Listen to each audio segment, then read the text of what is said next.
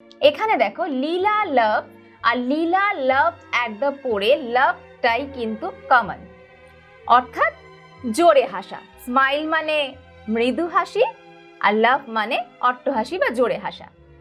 দুটোতেই কিন্তু এই লাভ কথাটা আছে, লীলার পরেই বসেছে, কিন্তু এখানে লাভ মানে হাসে। যেহেতু প্রেজেন্ট টেন্স ওই জন্য বললাম যেটা করেই থাকে, প্রেজেন্ট ইনডিফিনিট, লীলা হেসেই থাকে।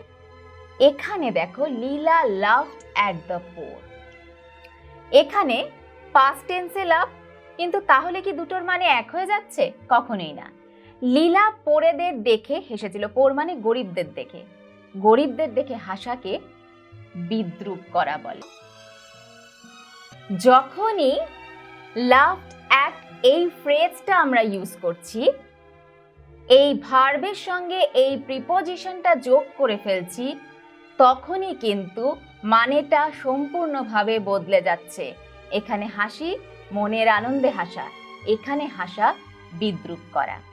ফ্রেজাল ভার্ব, গ্রুপ ভার্ব বা প্রিপোজিশনাল ভার্ব কিন্তু এটাই।